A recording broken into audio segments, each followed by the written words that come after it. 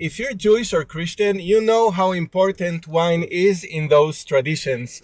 Today, we're going, myself and Yoav here, who is a friend, a neighbor, and a fellow tour guide, who is also an expert in Israeli wine, to one of the best wineries in Israel. And together we're going to explore both the history of the wine industry in this land and how modern winemaking made Israel today into a new Napa Valley of the Middle East. So Yoav, when does winemaking in Israel start? Actually, we have evidence to 6,000 years ago. 6,000? Yes, there are jars not far from where you were born, actually, in the Jezreel Valley, that has remains of something that looks like it used to contain wine. Also, we have remains of wine presses for thousands of years before our time, when they press wine here in the land.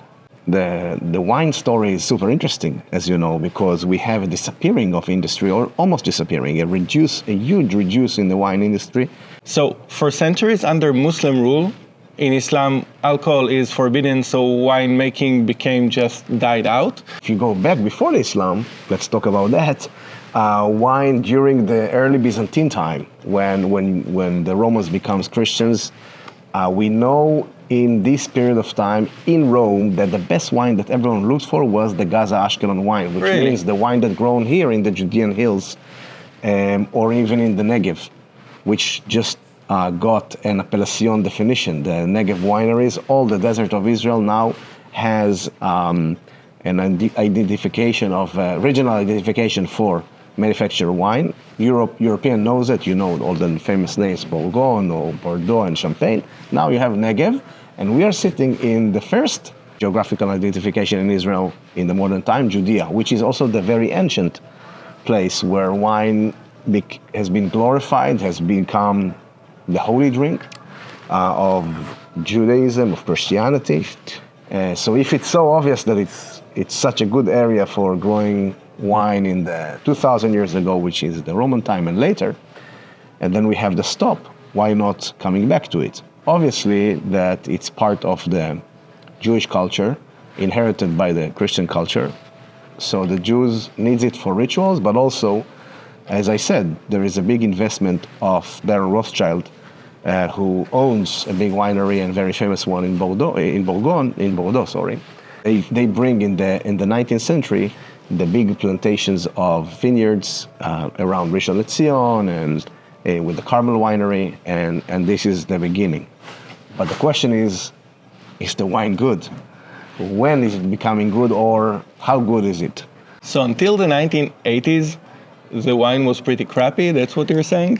I don't think so. I think that to get very good wine, it was very limited. Carmel had good productions, but not too many people could drink it because it was very limited. And yes, it wasn't considered to be a wine that could compete with European wines or other world wine. As far as I understand, I wasn't lucky enough to drink it, and if we'll find Your a bottle parents today, were responsible. I don't think my parents even We give wine to the babies when they're 8 days old already. Yes. But if you think of it, so the Golan Height Winery is starting it, but here in the Judea Hills, where we're sitting, Castell Winery, is the beginning. Here we have the owner.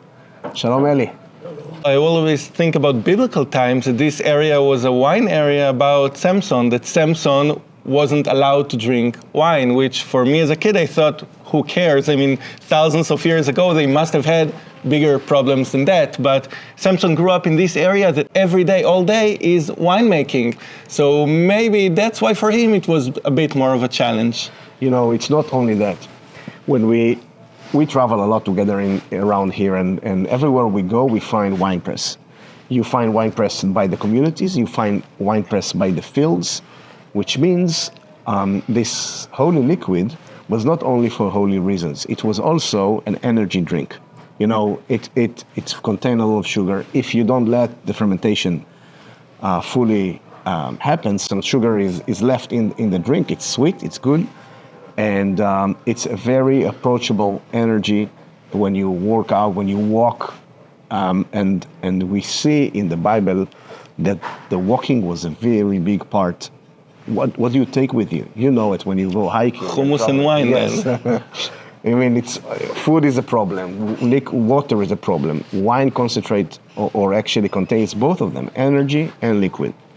So, and also, when you find a source of water, if you have wine with alcohol, which means I'm not talking about the grape juice, which is only for a short time we have it. Later on, it's naturally fermenting. What do you have in your hands? You have a filter. You know it when you hike in the desert and you find a pool of water and you want to drink it. You can't drink it. You need today we're using pills, Mhm. but back then you mix it with a little bit of the most approachable alcohol you had, which is the wine, and then it becomes almost a mandatory element in your life here in the region.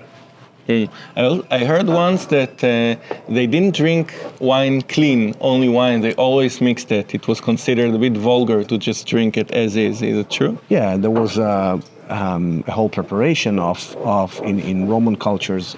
We find kind of a place to mix the wine with either with spices. You find that in the Roman big houses, there's a del pecoi, and behind the del pac, this kind of counter, you have, many people think it's a kitchen, but it wasn't only a kitchen. It was a place where the wine was mixed and prepared and served into the wine feast. So you say that until the 1980s, the Israeli wine wasn't very good. Like it was okay, but couldn't compete with the high-end wines of the world. What happened then? I will mention it with facts, okay? Until the 1980s, we have 5 wineries in Israel. Only 5? Yeah, about 5. I think maybe there were some small houses. Tiny. And today we have, I think, over 400. Incredible. Places that make wine and selling. And that's a big revolution. Now, what brings it is the understanding that you can make good wine. And here, where we are, is actually a place that it happened. Eli, the owner, started to make wine from grapes by his house, made a quality French blend with the Cabernet Sauvignon and Merlot, and gave it to some people to taste. And they said, wow, some people with influence. And it started to make a rumor in the world that the wine here can be good. And not only here, this boutique winery, there's many, many other boutique wineries started to pop up in the region, in Judah and in the Galilee and the Golan. And more schools for wine. And there's one very famous in Sorek, but there's other places you can study and learn how to do wine. More Israelis came working in wineries outside in France, in Italy, in California, in other places around the world, Australia. And they bring the knowledge back and making more influence on their growing period of time, which is super important because the wine is almost like a human being, the childhood. The growing on the vine is literally the what makes a huge influence over the flavor and the quality of the wine, and the irrigation is the right thing, and if needs to put some pesticides or not, and big decisions when to harvest, how much grapes to leave on the vine and on the branches. It's super important. It brings the results at the end in the bottle. And that's the whole revolution that happens here. Today you travel in Israel, almost everywhere you can find a good winery. The visitor here in Israel can enjoy actually a whole tour of wine with us, obviously. Some people are coming these days for a whole week, going from one winery to the next. That's very, very rare, but there are people trying to taste. I do it a lot of time with myself, but luckily just to the learn, whole neighborhood. Yeah, to learn and to understand. But obviously, when you go to the Sea of Galilee, which is the most famous lake in the world, and there's up in the Golan, you can always jump and taste some wine and have a good platter of cheese or something with it, and meet the winemakers. So this is one of the things, I love when people understand that part of the terroir, the land, and the weather is also the decision maker about the wine. And the people who grow the grapes make it. I think this is what makes the Israeli wine so unique. The people, first of all, smart people. Second, people with emotions and people who are brave to try. And they understand it's a long process. This year it's going to be this quality. The next year it's going to get better, maybe not. We need to pray for good weather. We're very, very influenced by the weather, obviously, and everything else, but it's a long process. And you need to be brave doing it. It's a decision for life. When you buy a winery or establish something like that, and it's not always working well, you need to make sure you plant well and in the right places. And I think what's happening here in Israel is unbelievable. With the people themselves, meeting them is encouraging, as you know. Sure. I'll tell you one more thing that surprises people that comes here to Israel. People think you go to a hot region, probably the red wine is what's going to be good, because it's not easy with the white wine in hot regions. But surprisingly enough, the white wines in Israel are doing a huge,